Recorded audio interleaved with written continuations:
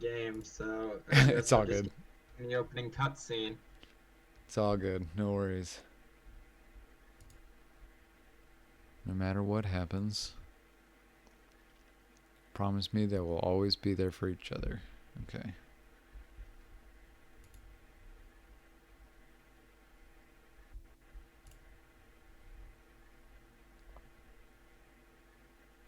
Promise me.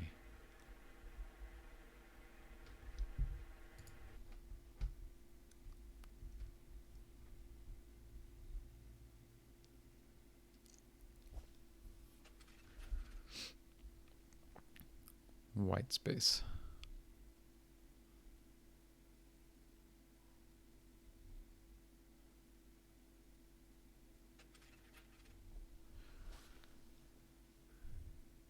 Okay, so we're doing second person. Yeah, you are Omori, and I'm not sure what age. You're fairly young. Uh-huh. I wanna. Yeah, you're fairly young, but I wanna say like maybe preteen, maybe like a young child. It's like unclear. I think it's sort of meant to be a mix. Okay. Kind of like Ash So Ketchum Pokemon age. Where he's yeah, anywhere from 8 to 18. yeah. Tissue box. Are we all set up? Oh yeah, we're good to go. We're streaming. All right. I just didn't do the Tissue box. intros. Maybe I should do the intros. We're Neophyte Studios. Yeah, I'm Dylan. Below me is in Cleveland. Cleveland. Matt's not here today. Pinckney's not here today. It's kind of, we're coming down to the end of the semester, so it's a little wishy-washy. I just defended my thesis, so I don't have much else to do. So yeah, and then today we're gonna play Omori with Cleveland. Well, he's gonna play it. I'm gonna watch it and comment. Yeah. So yeah, and you have the light. There's no ceiling. It's just the void. Look into the light bulb. You can definitely That's tell not that. normal. You can definitely tell that it's graphic designer.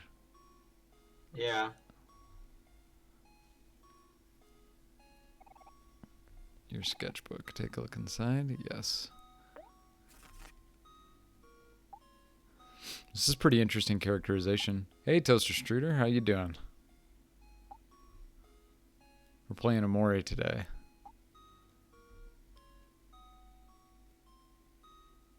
Yeah, I can't actually see the stream, so Oh yeah, no, you're fine. I'll cover stream chat. awesome. That's usually what we do. Matt covers stream chat when I play. We're doing very well. We're very, very well. Now that I'm a newly minted master of fine arts.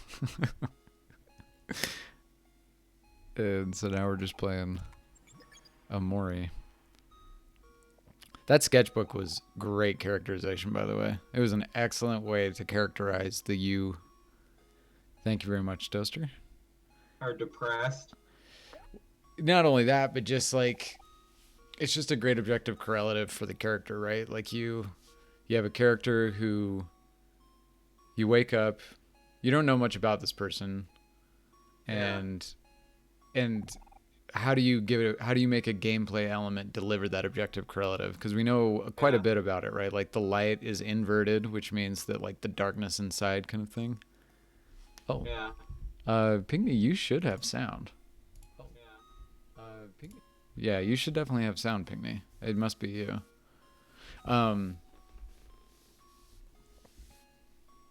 Yeah, the journal.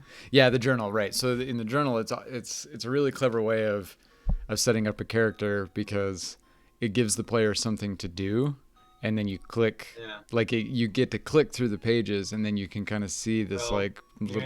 you ain't doing that. It's just basic Facebook status tier. Today I spent time in white space. Everything was okay. So this game is definitely Today about I hung out with my friend. depression, right? Depression. Yeah, absolutely. Yeah.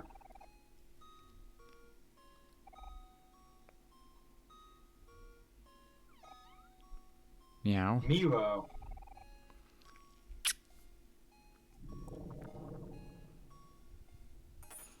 So we've got a cat. Something fell nearby. A knife. Interesting. You got a shiny knife. The nursery rhyme little music box tune kept playing. And I interacted with that ghost hand and got sent back. So Okay. I think the only thing we can do now is interact with the door. I think you're right about that, Cleveland. I think it's time to interact with that door.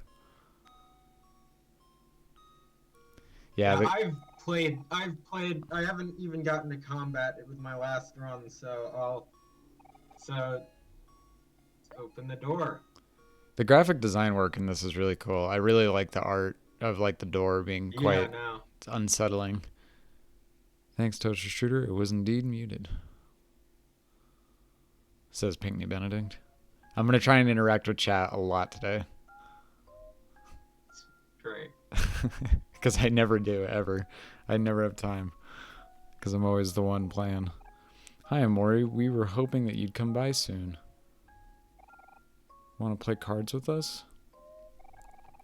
Are they depression cards? We were just about to... Oh.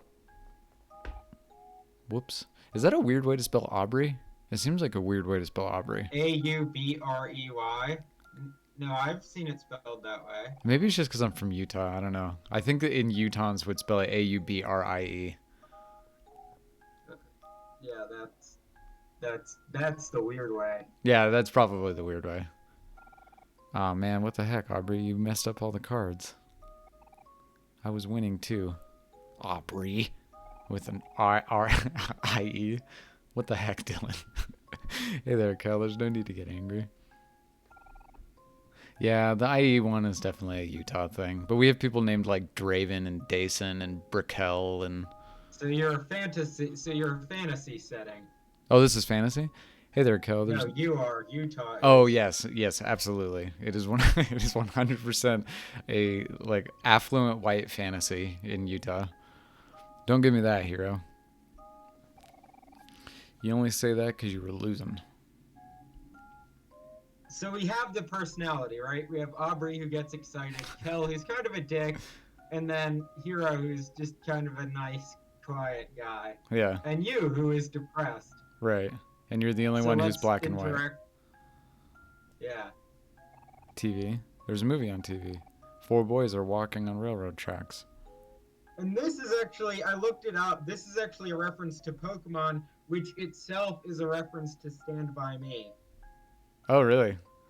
Man, you go deep with references. It is pretty impressive. Like it's like a Wikipedia of like, you know, like you're clicking the hyperlinks. It's very interesting. Yeah. So Stand By Me, okay. What's next? Stand By Me by way of Pokemon. Yeah. So. A cat-shaped hole. Cat-shaped hole. Naturally. Snake, waiting for something to happen. So you can see sort of the dreamlike nature of this room. Yeah.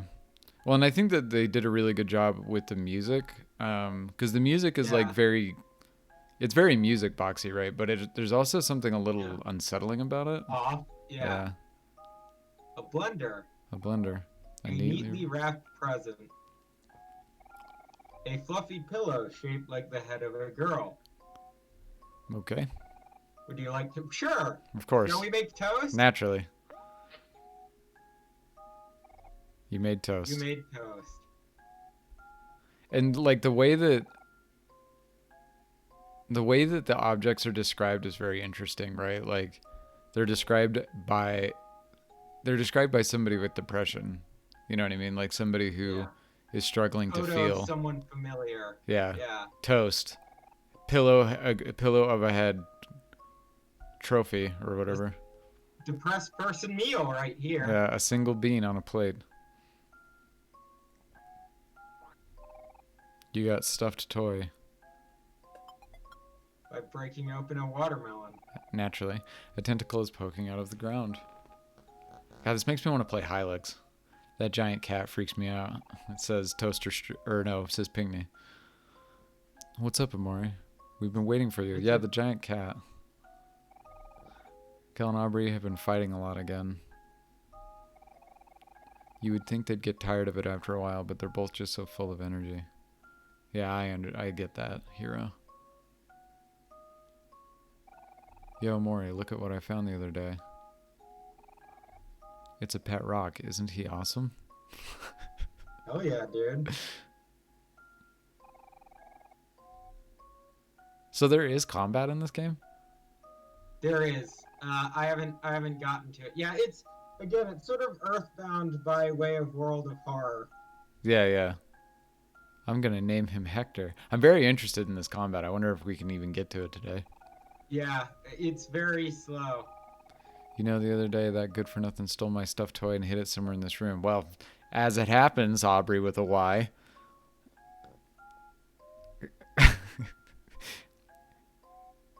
Why would he do something like that?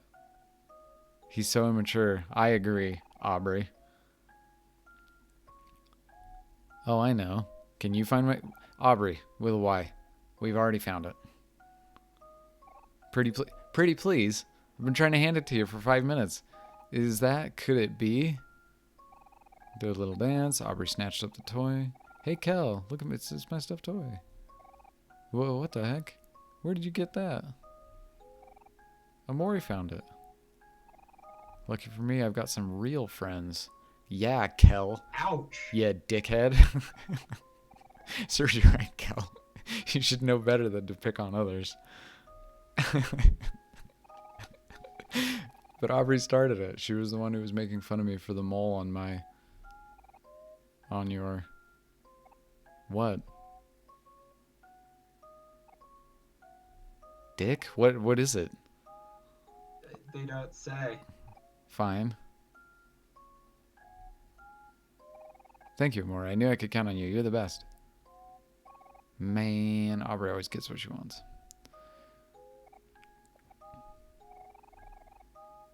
Mari and Basil. Yes. Let's go see them. Absolutely. So now we're in a party. Yeah, and so yeah, we have the knife equipped. Okay. And Man. yeah, everyone has their weapon. This game is underrated for its graphic design. I love how simple it is. It is fantastic. It's so clean. Yeah. Snake's chilling on stairs. We're good. Going out. Here's your allowance for today. That's what my snake does for me too when I leave in the morning. He gives me 50 clams.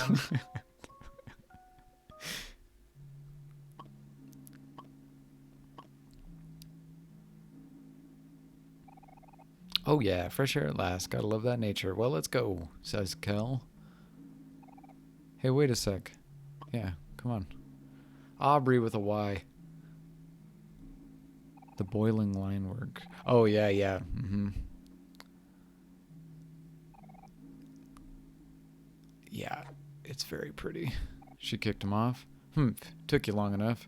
Well, sorry, princess. Yeah, so now we can explore. So we definitely are still in the normal world, it feels like. I don't think we've really entered like the what's the word I'm looking for? The inciting incident yet. Yeah. For as normal as this world is. Yeah, you right. are afraid of heights, so we can't progress because we're afraid of heights. Uh-huh. Then on the other side, there's a spider web, and it says you're afraid of spiders. So then the top part, I'll show you the top part. The other side's just basically what we just saw, but the top part is really unique. Okay.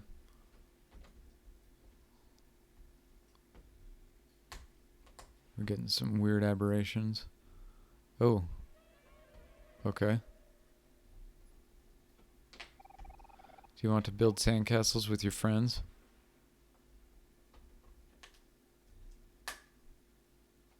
Yeah, so we're firmly in the normal world right now from a narrative perspective, 100%. Yeah.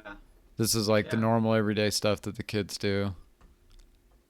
You even Yeah. got your And allowance. so now now we go back to the other direction to continue on. I just thought that was neat that you can sort of, you can't do much, but you could sort of explore a small bit. Yeah, no, I agree. Well, I mean, this is all serving up to some purpose. Like I'm just waiting. I'm counting the seconds until I see the inciting incident.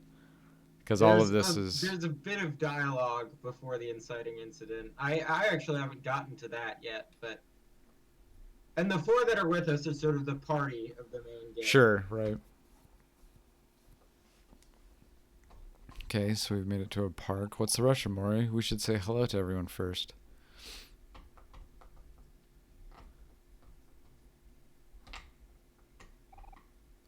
Yeah, that's it. Thank you for the response. I always like it when visual designs use that. Mari, Basil. Okay, so we found Mari and Basil. Yep. We have a little brief frozen screen. There we go. Okay. Aubrey with a Y. Hello, everyone. Kel's being mean to me again. Wow, we're talking about Kel again? Oh, no. Not again.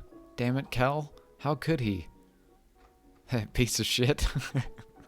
Fish. I'm not being mean. Aubrey's just being all whiny. No, you're being mean. I think I know, I know Kel. You just made a very convincing point. Wow. She turned on her friend quick. Now I don't know who to believe. Believe me. No, believe me. No. Sigh. Settle down, you two, says Hero. Wonder if Hero dies. Why does it always have to be like this? Because it would make sense for Hero to die. Yeah, if Kel dies, I don't really mind. But if Hero dies, well, and the game seems to be. I feel like I'm just waiting for some type of subversion. And when you put a character in a story that's not Snow Crash named Hero, I feel like when you're trying to subvert a traditional narrative, you would just kill the character named Hero. I really like that about you. Hee hee. Come on, Mari. Not now. Oh, Hero, you know I'm just teasing. You're so cute when when you get all flustered.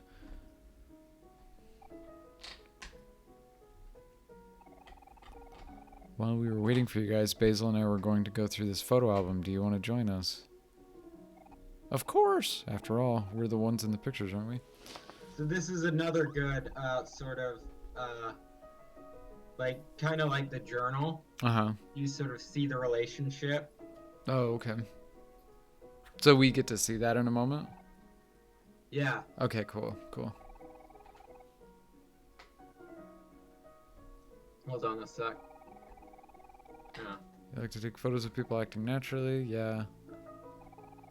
There's something special about everyone living their own lives. Oh, Basil. She's such a card. Those are the moments I want to capture. I think they said... Oh, it's a he? Oh. I don't know. I think so. Basil sounds like I don't know why. Yeah. So, we just have to pretend you're not there? Yes, Kel. Haha, yeah. I guess you can put it that way.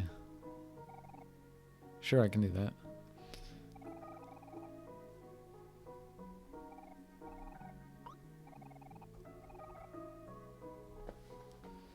All right.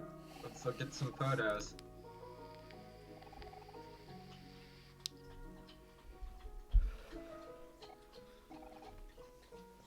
Cool. This is my favorite part. I really want this game to do this all the time because this is where I feel like the game is really shining. Mario's teaching me. What's that? Is the environmental storytelling? It's not the environmental storytelling so much as it's the deep focus on what the developer is particularly good at, which I think is design. Yeah. As I said, the main developer is she is a graphic designer. Yeah. It was made by a team, but sure. The main one is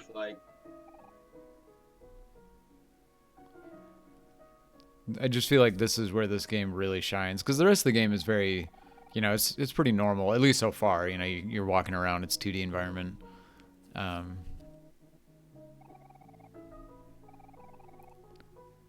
But getting to show off this art and the way that it's framed within the game too is really good. Yeah. You have to admire his persistence.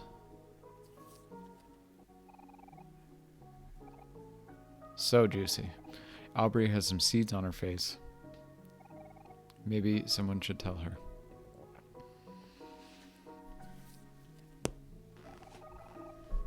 That's Kel? Apparently. I thought Kel was a boy. Maybe he is. He Yeah. just has long hair. True. Yeah, it's true. I had long hair when I was a teenager. I shouldn't get Also, too... how hard does he drink that milk that it gets the camera wet? Yeah, right. Yeah, that's guzzling milk. Of course, Omori's black and white, which is good. Mario and Hero take a picture of us. Everyone thinks... Consistency, yeah. Yeah.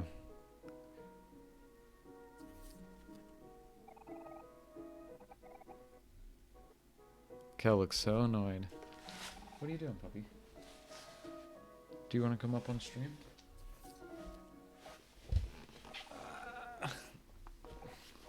We're playing Omori. Ow. Ow, dude. Picnic. Ah, okay. What's that onion thing?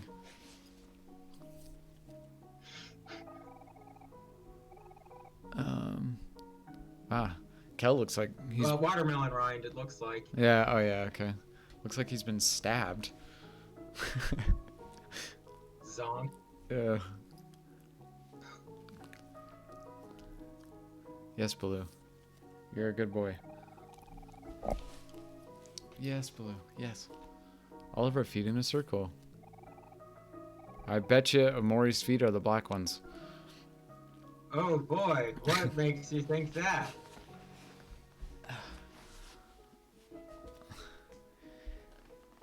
They're so charming. Thanks, I didn't take all of them though. Mario likes to steal my camera sometimes.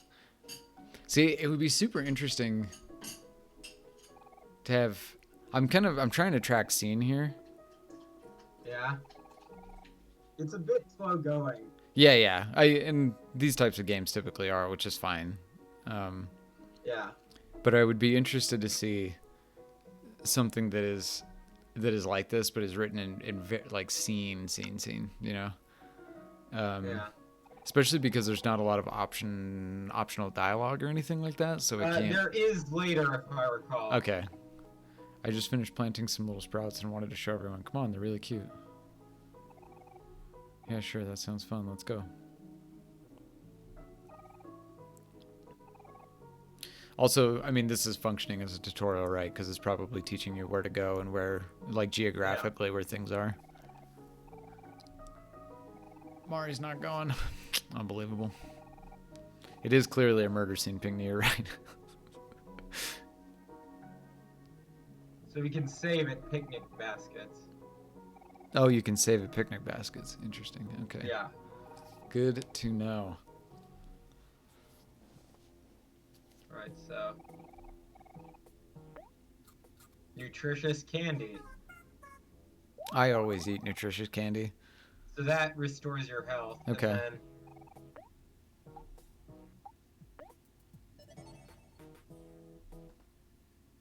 Okay. so Run along and have fun now.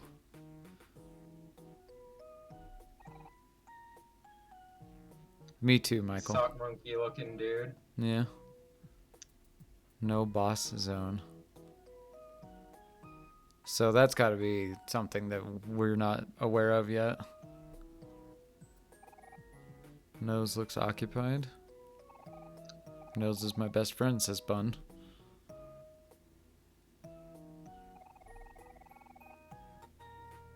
Having fun watching my friends having fun. Hop and a hop and a hop. This character is named Happy, literally. This one is Browse. Ah. Browse apparently just screams. What's the squid looking man? Joker Jash.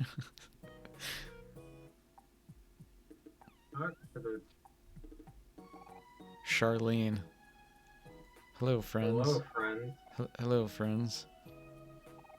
I like that Charlene is just like one of the weirdest looking things in this game, and the only interaction you have is hello, friends. No, so far. So far.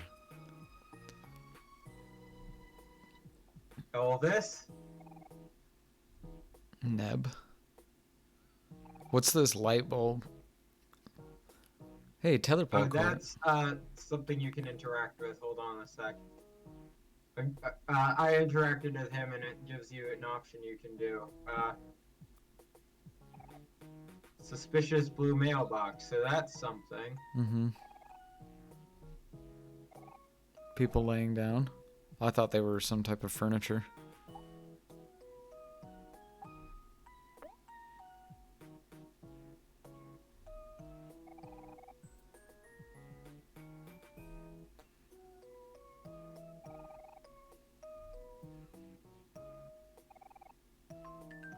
So you learned a new ability. Neat. So let's interact with the light bulb. Burley. Holy shit, that's the name of one of my characters. That's super weird, spelled the exact same way. Hey, Omori, guess what? I've got some plans today. Big plans. Just stay put for a while. This game has just enough normality in it. The surreal elements keep surprising me. Yeah, I know, right? It's very interesting. Because it's just a group of kids that are just hanging out. And then all of a sudden there's like, you know, like that weird scene, the stargazing scene was very strange. Even though it was literally just looking up at like the background. Yeah, right. So now we're playing hide and seek. Yeah. Stay and play with us. You want to play hide and seek again? But you know how this turned out last time? Yeah. Sorry, Burley. I think we're gonna have to pass. We're going to Basil's house now. Not so fast, you motherfuckers. You guys trying to avoid me again? What's up with you two?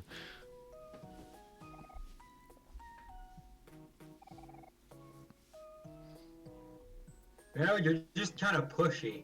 Yeah. As boss. Okay, there's another reference to boss. It's a good thing I banned him from the whatever. I wonder what that moron is up to now. Good riddance. Good riddance to boss. Uh-oh, we've got some conflicting interests. Indeed we do. I can go either way. There's no rush to get to my house after all. Basil can. Let's do it since. Well, let's ask chat. Chat, what should we do? Yeah. Should we play hide and seek or no?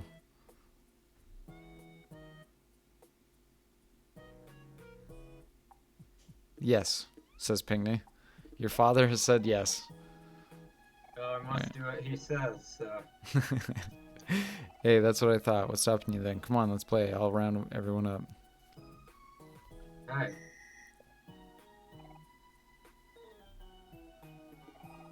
Alright, maggots. Here's the rules. I love Burley. He's my favorite character so far. We're going to be entertaining ourselves with a little game of hide and seek. Here in my hands, I got some straws, see?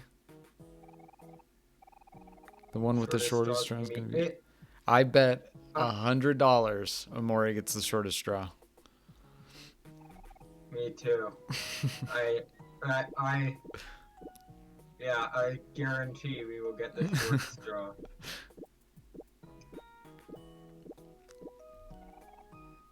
I do think the character designs are just really good. Yeah, they are. They're really good.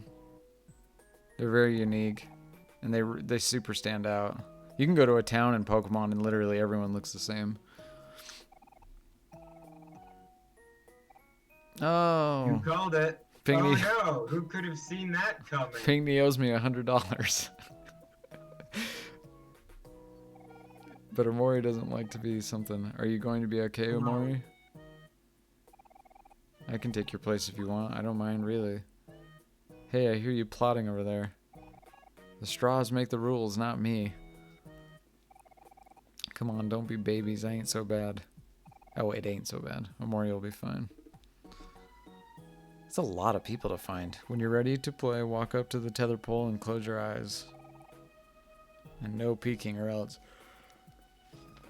So this is like kind of our first conflict. I think they're all gonna say something to that effect. Yeah, I'm just... Charlene, the best. I love Charlene. It's my favorite characters are Burley and Charlene.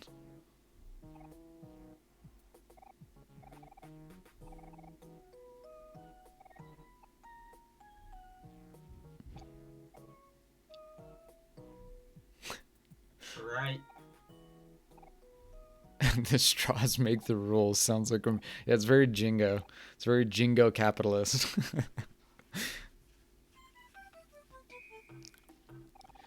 Whoa, you found me. Nice. Wow, Kel sucks at hiding. Holy shit, he sucks.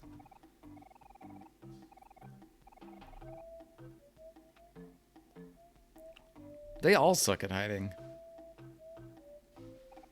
To be fair, the big guy is The same color? Yeah. yeah. He should have laid He's also too big to hide anywhere. He should have laid down next to a trash can so that he could, because his back was covered in trash. Turns out there's not many places for a guy my size. Yeah, I agree. So he's got like a pops or like a sucker on his back. Yeah, he should have laid down in the grass because his back's the color of the grass. Yeah, he's like literally the same color.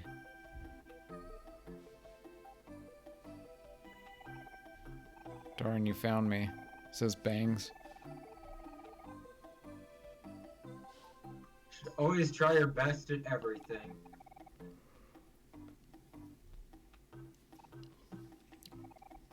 I'm very interested to see who's actually hidden well. I mean, I guess they can't make it too hard. Yeah, right. Oh, Charlene. Come on. Well, they're not part of the game, I don't think. Yeah. It's hard to hide in a 2D isometric RPG world. You gotta hope that you can find the sprite that's big enough to hide you or something that matches your silhouette like a conveniently shaped lamp. Yeah, no, I mean, I'm not being genuine. Like I think that's part of the joke of this. Yeah, right. Yeah, I definitely don't mean like that Omori, the developers, should have hidden the characters better. I just think it's funny that they I'm not entirely sure what I'm saying. I'm not sure what I'm saying. But yes, I can imagine it being very difficult to deal with depth perception. It is quite amusing. To deal with depth perception in 2D games. I really like the next game I make, I really want it to be like this. I really want it to be like a 2D game, but I want it to be more like Pathologic 2. I don't know what I'm saying right now. Oh God. Let's go find everyone else together, Omori. Oh God, so what? We just need to find Hero. Oh. Oh yeah. No, Hero's dead. I told you. Oh, Mischief. I missed the first part of this. How's it going so far? Omori is really interesting. The design of it is very cool. I love the art, and they've done some pretty cool characterization so far. Yeah, the characterizations that were really kind of. Ooh, Tulang/Mischief. Been thinking of making a top-down as well. I'm glad you said that, sir. Because I think it would be one of the coolest ways to make Pathologic 2, but our own version. Just something with that similar creepy Russian step vibe. Have you, Mischief, have you looked at Darkwood? Take a little gander at Darkwood. I'm not saying we need to go you need to go in that direction, but Darkwood is super cool. It's like an Eldritch horror type top-down game. It's very scary. It's a very scary game. Tough. Really tough a workout. Oh, where was Hero? I missed it. Yeah, he was working out right next to those two. Oh, damn it. Hero. Clever. Well, he said he found a good hiding spot, but was then invited to. Yeah. Mischief, yes. It's the one where you can only see them in the cone, because the cone is your flashlight. Man, that game is scary. And not even like jump scary, it's just scary. It's just a very unsettling game. But so is Pathologic 2, which I think is why I like it so much.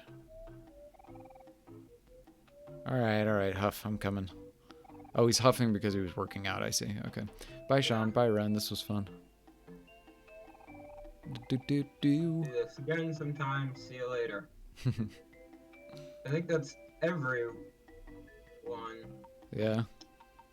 So is it time to... Oh, do we go talk to Burley now? Well, 1, 2, 3, 4, 5, 6, 7, 8. Sometimes the tiniest things are the scariest. Indeed. And for Darkwood, it is 100% the sound design and just the NPC interactions. It just makes you feel like you're there. And it's, even though you're looking at the dude's top hat for the whole game, you're just like, oh my god. Where is Burley? Is he in that box? Oh, we found Happy. So we still haven't found everybody. Okay. No, this is Happy. Maybe Burley died. I don't know why I want It somebody seems to like die it's so just much. Burley left. Mail. Let's check the mailbox. No, Damn it. that was anticlimactic. Don't you have Observe? Can you use that ability? Is that possible? Yeah. Let's. Sad that's a poem. battle move. Sad That's a poem. battle move. One of Omori's attack abilities is sad poem. That's fantastic.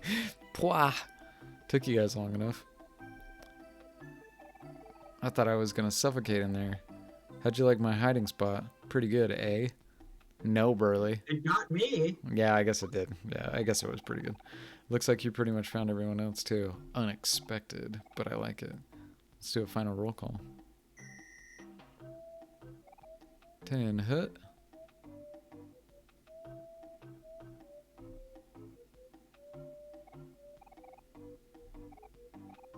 Charlene, here. Michael. Zzz. Ow, what gives? Happy, here. Yeah, I think they all talk. So we can just... from what I've seen, Darkwood also does a good job of creating horror through its game mechanics, resource management, dangerous enemies, etc. Granted, I haven't played it or seen much. No, you're absolutely right about that. I mean, the game is... It's 100% about, like, scrapping together the materials that you can get, and then your only goal is to get out of the forest, right? So, like, it does a very good job of making you feel like you're just totally fucked. Which is where horror lives. Kel. Oh, who beat up Kel? You missed Burley slapping Kel twice. Well, good for Burley. Here I am, says Aubrey. Huh? Where's Basil?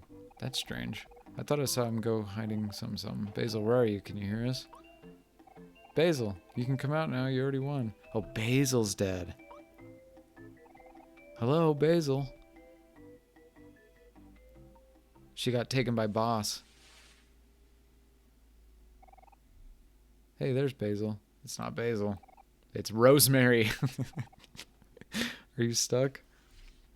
Yeah, she got taken by Boss. I knew it. Hugh. Boss, I should have known. You good-for-nothing scoundrel. Let Basil go. Yeah, what did Basil ever do to you? Basil is our friend. So I assume this is combat. Oh, Basil's a guy. Okay, cool. Yeah, probably. Let go of Basil, boss. He didn't do anything wrong. Hugh. You stupid heads. You think this is about Basil? This is about Omori. Don't play dumb. You know why I'm here. How dare you not invite me to hide and seek? Actually, I don't think that this is about Omori at this point. I'm the one who showed you. You're not even playing it right. You didn't call it hide and seek without any body slamming. Yeah. I wonder what happens if you don't do the hide and seek minigame, says Toaster Shooter. Yeah, I don't know. That is a very interesting point. I'll try that on my first run through since I actually had just reached that point. Okay. It makes me wonder if like you leave and then he just calls you back. And you're not invited. Because that's what I would do. Oh wow, this looks awesome. Fight. See, this is the kind of shit I'm talking about. Like this game suddenly just excels. It's like you just put like NOS into the engine or whatever happens with cars when you make them go faster. Like this design is so good. So we can pretty much only attack. Yeah. Let's have everyone attack. Oh my gosh, this looks awesome. This looks so good. This reminds me of what's that really cool game? Cuphead. I don't know if I anybody haven't played it. The art in that game is astounding. Kill. Sad poem. Let's go sad poem. Absolutely. Read him a sad poem. Yeah, Cuphead is so beautiful. The art in that game is just so like, oh my gosh, it's so good. Guard.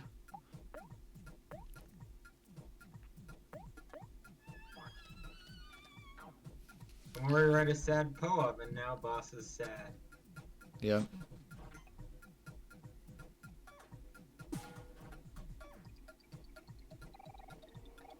Boss lost 4 juice. Hey, that kind of hurt. This isn't funny anymore, or isn't fun anymore. Let's make him sad again. Just have everyone beat him up. Hey, well, that was a waste. Yep, but it's okay. We're learning. God, the designs are so good. I love that everything kind of looks like it's in a sketchbook. Yeah, yeah. Like even like the attacks and stuff, like the animations on the attacks, they all kind of...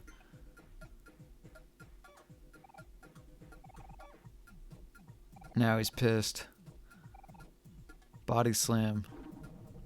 Hero is dead. Oh, shoot. They're all dead. Oh, God. Oh. Hero has 1 more health. Huh? How are you still Oh, I moving? guess that's scripted. Yeah, certainly.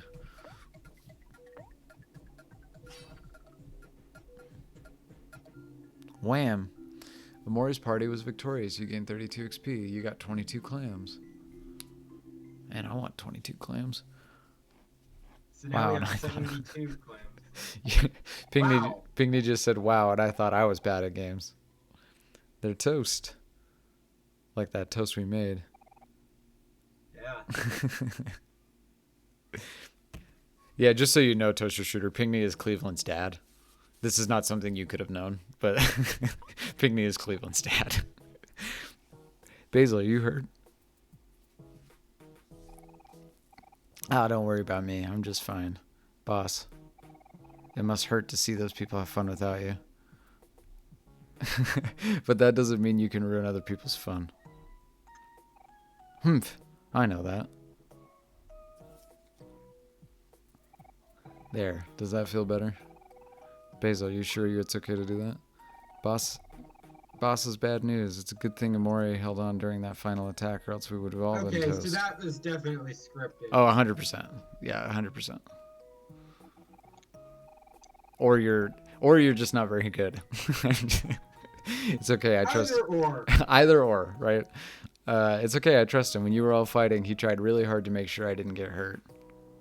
Yes, Omori. Yes, Omori's a good person. Or no, Boss is a good person. I see.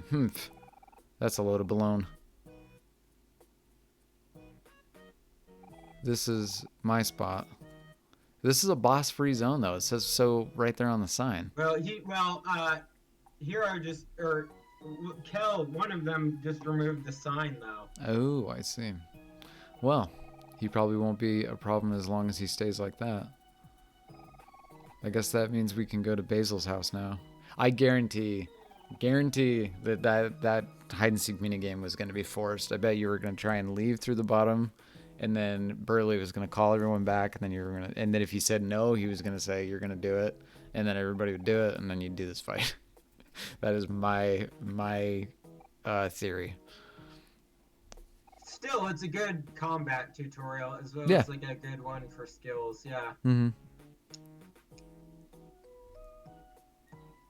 let's save at the pick. Let's get everyone's health back. Oh, Basil did that. Okay. So get the health back. Have some candy. God, this is the prologue. So we haven't even gotten to chapter 1. We got to get to like chapter 3 before we get to the inciting incident.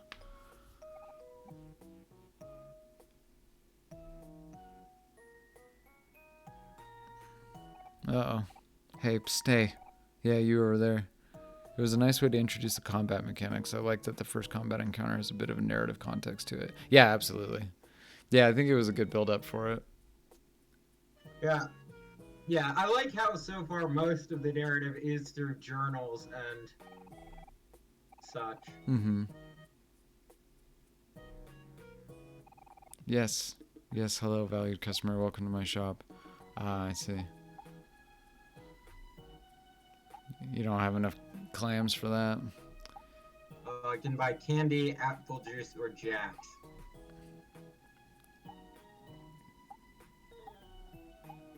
I'm assuming So juice is must mana. Be like mana, and then heart is health. Okay. Pokemon Alpha Dave says the inciting incident takes so long to get to. Do you think that's a problem with most RPGs? I do think that it is kind of a problem with RPGs. I think the way that many games could get around this problem would be to have multiple inciting incidents. So like, because games typically have like 3 narratives going on, especially RPGs. So it makes me wonder if they could have, I mean, like, it was a pretty okay incident in which you have Basil get captured by Boss, but it doesn't really relate to Omori in the way that I think they wanted it to. And so for me, I think that just getting a greater sense of the fatal flaw of Omori and tying it to the early narrative could help the weird pacing right at the beginning. It's not that bad, and I think it's also become to be accepted in games that it just takes forever to get to the inciting incident, because you got to do a whole lot of stuff in tutorial. You got to do world setting, you got to do some characterization, and then you got to have them walk around for a while, and so Yeah, but at least like with this, we had early characterization. yeah. And Mm-hmm. And then Squish Puff Dave says a puzzle, but all the pieces are blank. Objective correlative, absolutely. Pinckney agrees with me. So yeah, one of the puzzle pieces being blank is 100% an objective correlative because of the whole. just like the journal was and the photo album was. Yeah, right. It's all about like if you just kind of extrapolate or expound on the idea in your mind, like what exactly does a puzzle, like a blank puzzle, represent, right? It's something that is relatively unsolvable, but for the shapes. And it's ultimately meaningless, right? And in a story about depression, I think you can kind of put that together. And then I think part of the issue is that so many RPGs are concerned with introducing the world and characters so comprehensively. I 100% agree with that. 100%. I think it could go a lot faster. Yeah, sorry we're not able to get to the inciting incident, but I just thought it was a cool game to show off. Oh no, yeah, no, you're fine. I don't think there's any apology necessary. I think we got plenty of really good content out of this. But yeah, I do think that that's a very interesting thing about RPGs in general. But yeah, okay, so Pinckney says we're back again to the problem of the cytology chapters in Moby Dick. We've moved past a lot of the early formal requirements of a narrative like this one, but we're still observing them. It's a great choice for the channel, says Pinckney also. Yeah, I think it is a really good choice, and I think that's a great point in that it's kind of like the same problem with Spider-Man movies. Like, how Spider-Man becomes Spider-Man, and every time they reboot Spider-Man, they still have him get bit by the spider. And I think that's a really interesting choice that they make, because we don't need it. We already know the language of a Spider-Man movie. We know its grammar. I think this game was a good example to show off objective correlative. Absolutely, 100%. Yeah, I think it did a really good job of tying characters to particular objects and the way in which Omori views objects. That was really Yeah. strong. Also, all the like the fight scenes and like the pictures and that stuff is amazing. It's really good. Yeah. You can tell it was done by a graphic designer. 100%. Yeah, definitely. Yeah, no more wikis within the game. Yep, I agree. Especially if you want it to be a short game. There, now it's in your pocket. Okay, so we're still kind of getting some info on how to check pocket and stuff. Oh, you can run. I'm going to go back and save since I have class in 10. Oh, okay, cool. Yeah, sounds good. And think this is a good place to stop. Yeah, yeah. Mm-hmm.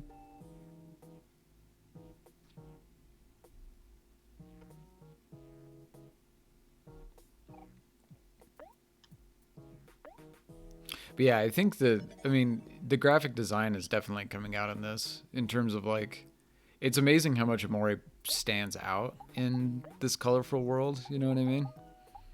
And it really gets me thinking about like the characterization that they're trying to go for, right? The black and white palette is definitely meant to convey this sense of like emptiness or nothingness feeling, right? But it's also interesting in that you make that stand out in a colorful world. Yeah.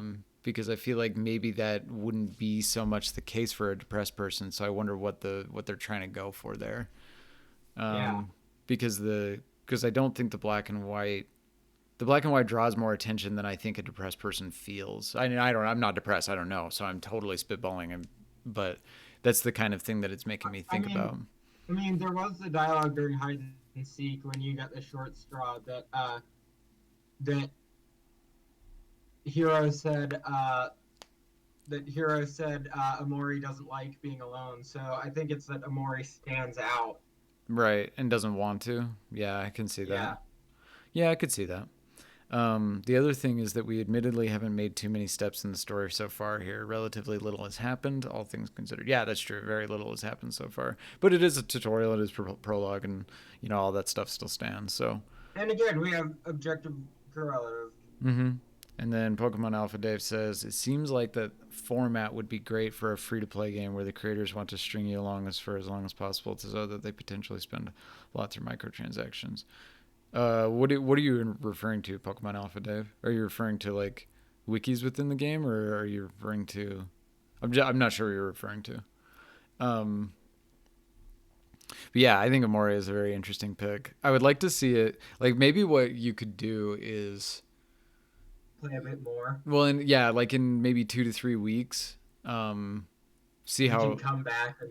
Well, how deep you are into it. Like, just go ahead and keep playing it as you are, and then we'll come back to it. Okay, and then we can take a look at where I am. Yeah, because I think it would be interesting to see, like, once the story actually gets moving. This has been kind of a problem that we've had with Neophyte for a while, where we only play, like, the first hour of the game. And so we can never really get into a story. So I think it's time we need to go back and continue on with the certain narratives that we've had going. And I think Omori would be a good one because we can see how the objects move on. Mm-hmm. You can see the combat. Mm-hmm. Sort of see how like Omori's depression and the other characters' traits sort of move into it, right? Yeah. Like if you looked at the ability list, one of Kel's is that he can annoy the enemy into anger. Right. Yeah, and I think that that's a very interesting way to go about setting up the traditional JRPG battle mechanic, right? Where like the battle mechanics are a little more cerebral, you know what I mean? They're not so grounded in like Pikachu did lightning strike or whatever. It's more grounded in the characterization, which I think is very cool. And that would have been something that I would have wanted to do in an RPG that I made or worked on. I like it so far. It's yeah, it's a very pleasant game. Very quiet and pleasant. Well, so far. So far, yeah. Like I said, I'm waiting for that inciting incident.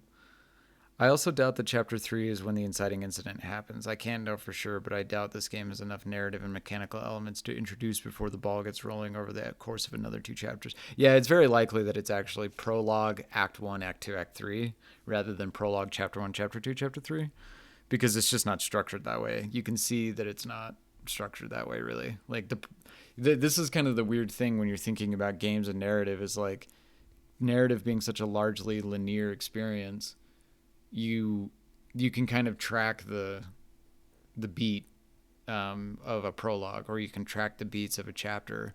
Whereas in a game, it's kind of like naturally it's a sandbox in which the player plays in it, but narrative also needs to happen, right? And so it doesn't make as much sense in a game to have chapters, at least to, I think, many developers, because you're building a sandbox and you're like, okay, go ahead and go nuts. And then hopefully the stars align and you get the story information in the way that we intended you to, right? So I think it's a very interesting thing how they kind of get around that, with that open-endedness. Okay, so Pokemon Alpha Dave responded. The format where there is a lot of information about the world dumped on the player in the first 2 or 3 hours when the investment to reward loop becomes very long. This makes the player want to invest more time in the game. The longer the player looks at the screen in a free-to-play game, the more likely to... Yeah, but I think that the way the free-to-play model works, though, is that it's almost like they inject you with a whole bunch of heroin, and then they slowly taper that heroin off. And I don't feel like Omori is doing the same thing. Omori is like, it's kind of starts slow and it continues slow. So... yeah, I don't meant to be like a rush through game. No, definitely not. And because really what I'm trying to say is I think that if Omori wanted to go for the more free to play model, they would start it with like crazy battles and like, and you're getting tons of power ups and you're opening boxes of gear and stuff like that. I don't know how well Omori would work in that. It's eerie to me how far social media and games, etc., have come in their understanding of how to instill addiction. Yeah, that is very interesting.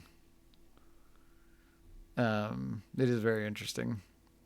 But they just know. I mean, it's you just abuse the dopamine centers in the brain. Like, even though I'm aware of what I'm doing when I'm playing a mobile game, I'm still like, it's $1. Yeah. Let's see. To be fair, most of the free-to-play games with that kind of monetization aren't really doing it through story. They do it through rewards. They do it through rewards, random drop rates, and stuff like that. Yeah, that was kind of what I was meaning. What I was saying a little bit earlier. Jonathan Blow has a really interesting talk on ethical game design. Yeah, I think I've actually seen that, Squishy Puff Dave. I'm pretty sure I have seen that. I'm gonna go. Okay, yeah, no, go ahead and head out. I'm gonna hang around and chat for a minute and talk to some people. I really enjoyed showing off Omori. Yeah, no, it's cool. It's very cool. Definitely play like another 2 or 3 hours of it, and then we'll come back to it in a couple of weeks. Okay. Yeah. Yeah, have fun in class. Thank you, Mr. Cleveland Benedict. Okay. See ya.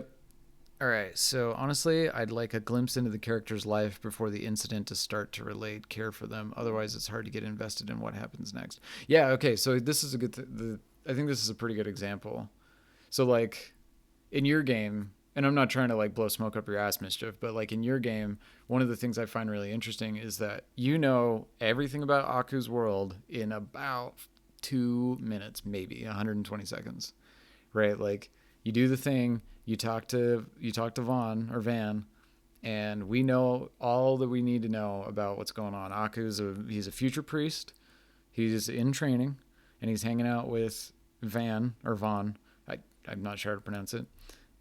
His mentor, and it's like that's it. That's all we really needed to know. And you can let the art kind of speak for itself, right? Like the mechanics around him. Like I was theorizing constantly about what those gravity wells were when I was playing. I was like, what are these in this weird world with this weird religion and this town? And Aku is like an eye with a face.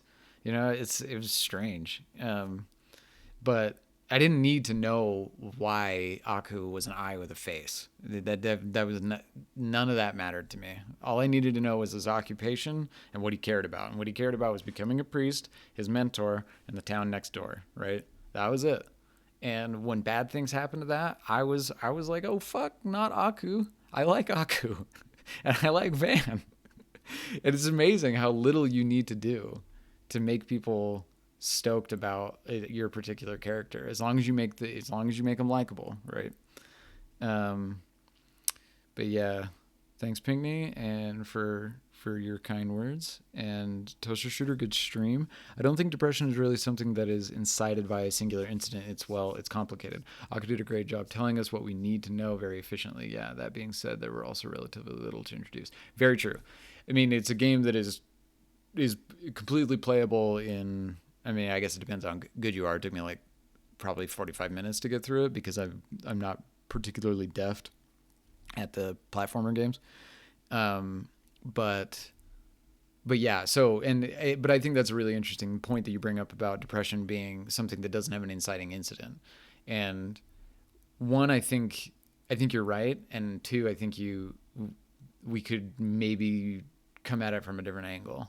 So like an inciting incident isn't necessarily an explosion, right? An inciting incident is something that runs counter to the normal world of the protagonist, right? So the normal world of Omori seems seemingly a relatively normal childhood existence, and what I would imagine is largely the interior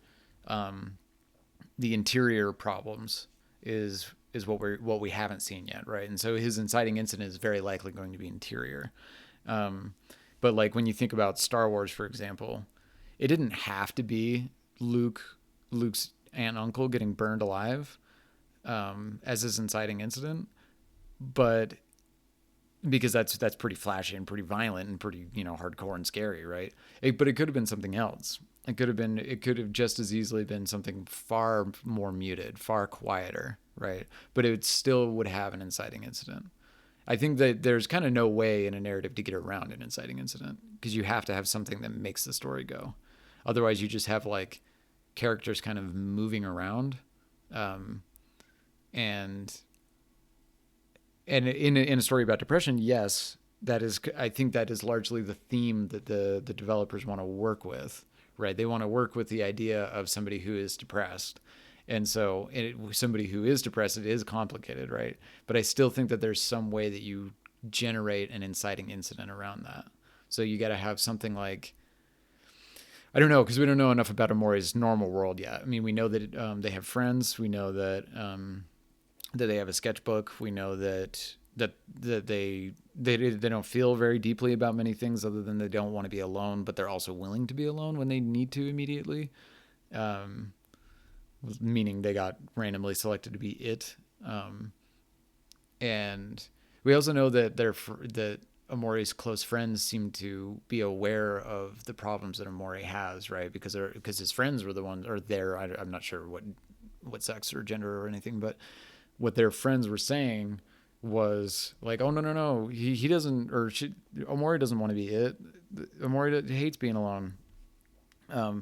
So it seems like his pretty caring friends, and that was why I think that was why I was trying to intuit that one of his friends was going to be in trouble.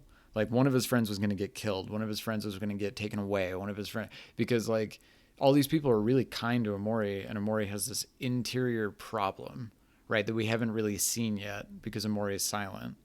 And so I was just waiting and waiting and waiting. And then we see like kind of the false inciting incident where Basil is captured by Boss, and then Boss turns out to be like not a big deal. But I do wonder what that inciting incident is, because that is how you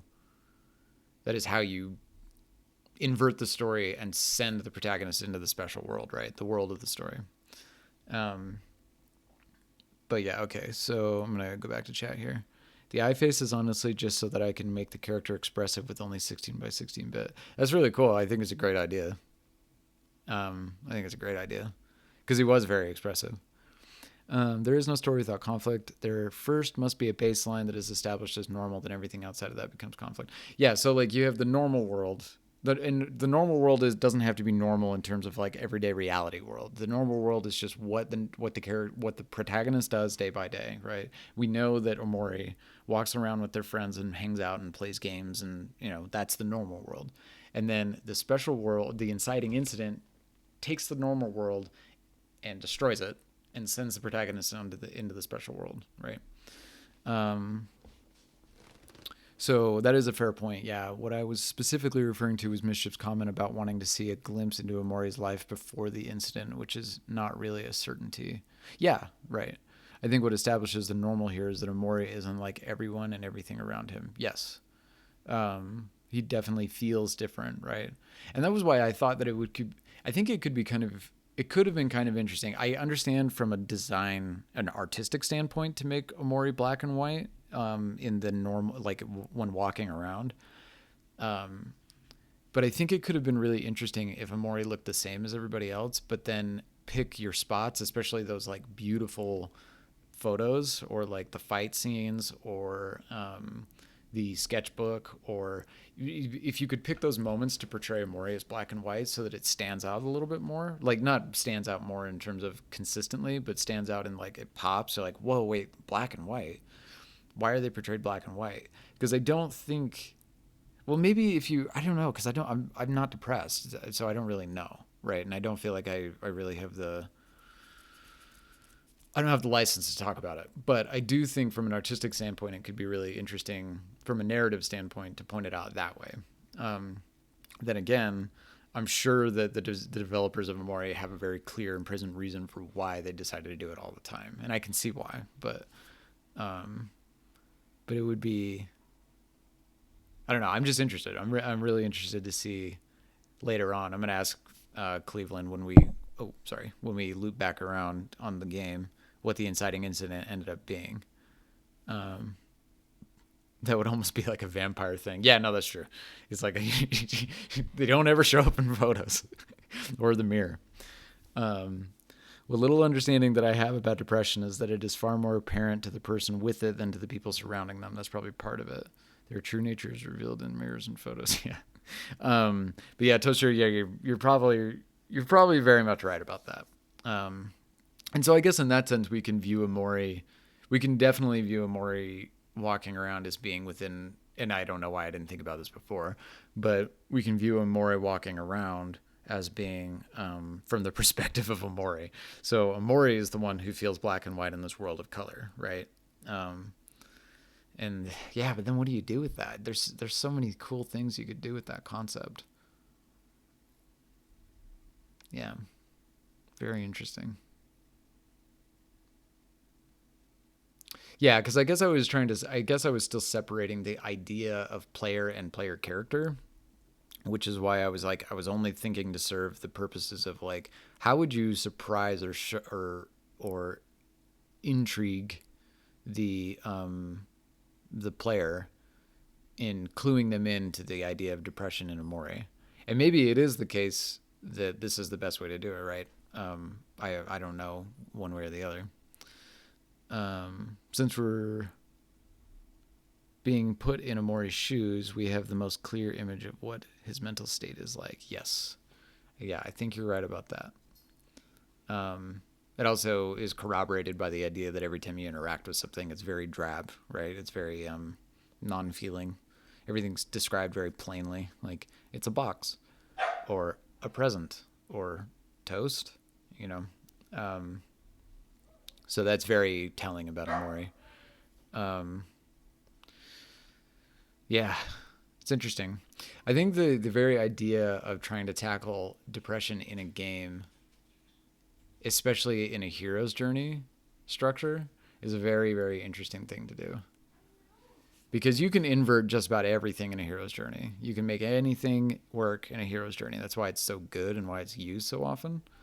But the game can't, in my opinion, the game likely shouldn't end with Omori getting over their depression, because I don't think that's really something that you do.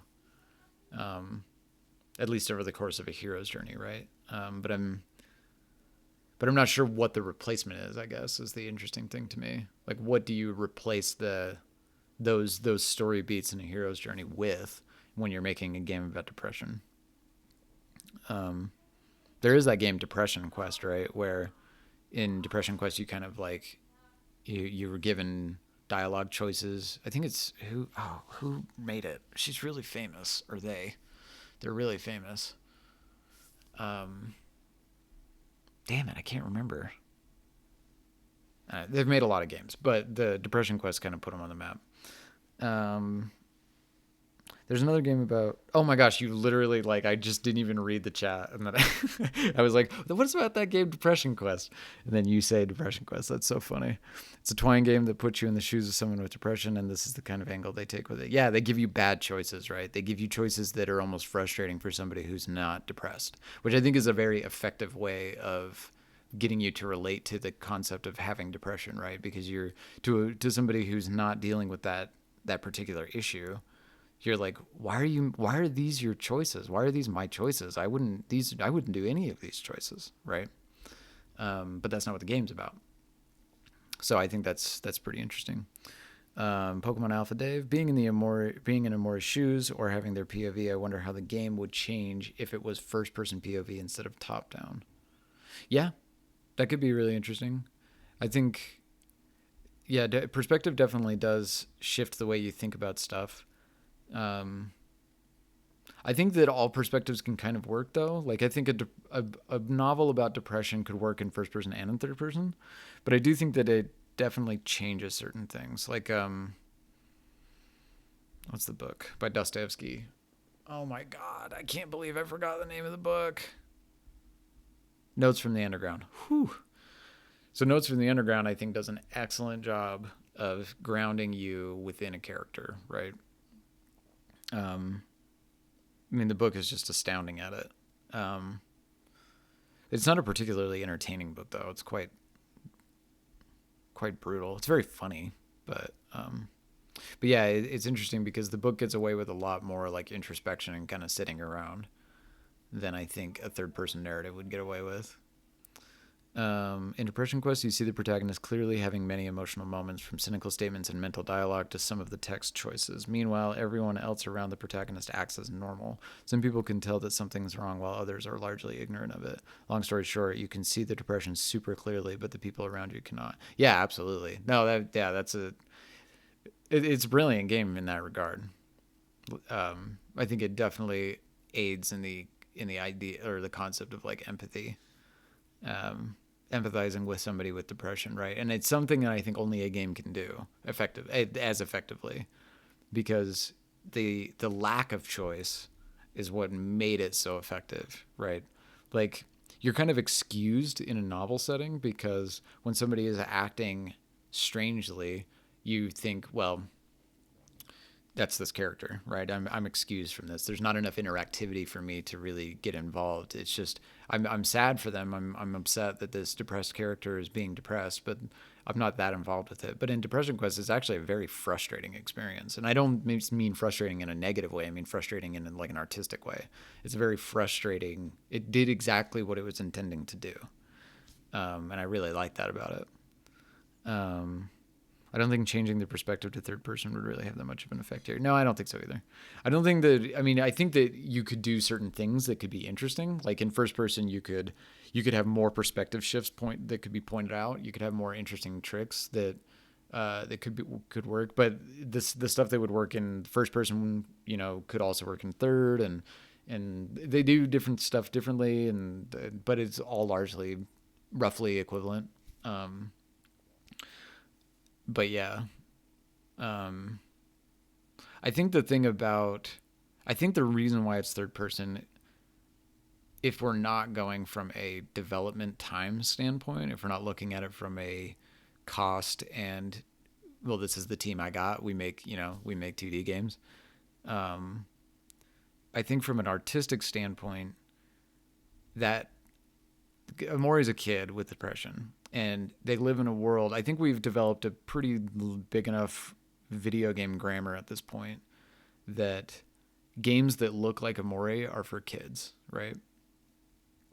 They're designed for kids. Now, Omori, I'm not saying is designed for kids, but I don't know. I don't know enough. I'm just saying that when you see a game kind of like that, like I played it when I was a kid, right? I played Pokemon when I was a kid. I played top down looking games like that when I was a kid.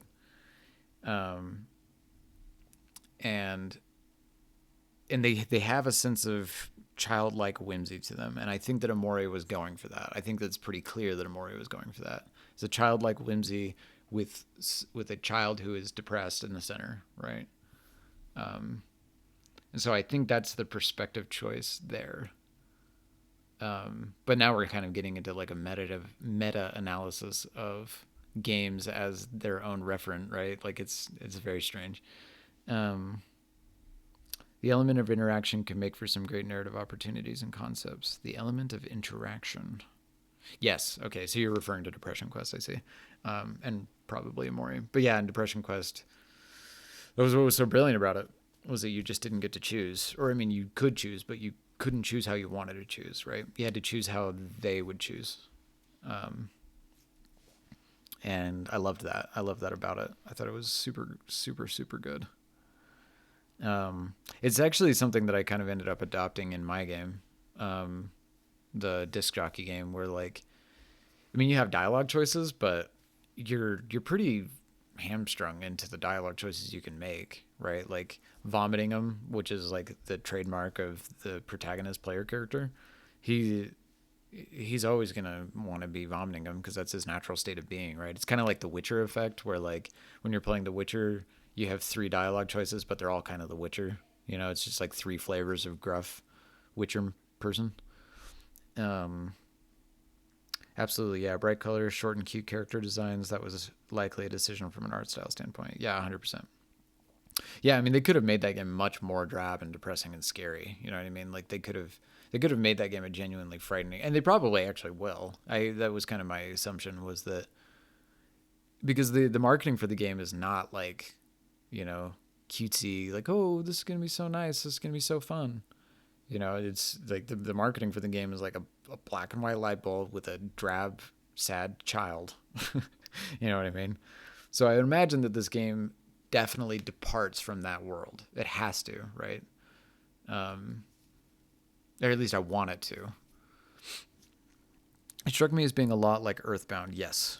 Let's switch into your now. Yeah, it was so much like Earthbound, and I loved Earthbound. Loved Earthbound. I didn't play it until I was like 22 though.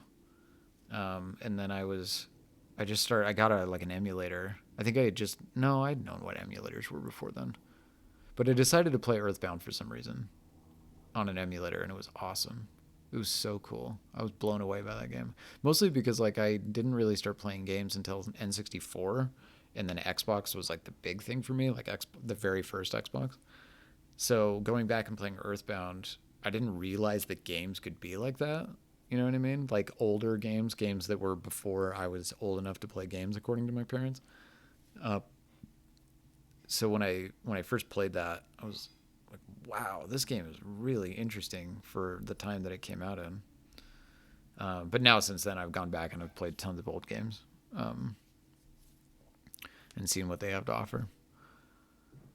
Um, well, hell, I think we're coming to the end of the stream here. I'm kind of running out of gas. I've now played everybody's games in the Itch Jam. The new Itch Jam is going to be submitted very soon. Hopefully it actually goes up this time. It's going to start a little bit later. I want to give everybody a break because I think it doesn't really do anybody any benefit to start right away on the next game jam.